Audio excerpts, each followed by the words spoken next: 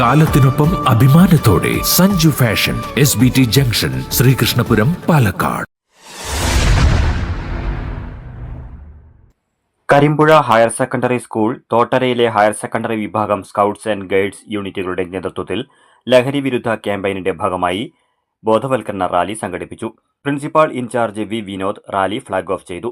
സ്കൂളിൽ നിന്നും കോട്ടപ്പുറം വരെ നടത്തിയ ലഹരി വിരുദ്ധ റാലിയിൽ സ്കൗട്ട് ആൻഡ് ഗൈഡ് യൂണിറ്റ് അംഗങ്ങൾക്കൊപ്പം സ്കൗട്ട് അധ്യാപകനായ എം അബ്ദുൽ സലാം, അധ്യാപകരായ A Vineesh, Deepa, K Priya, V Sunilkumar, Manikandan തുടങ്ങിയവർ പങ്കെടുത്തു.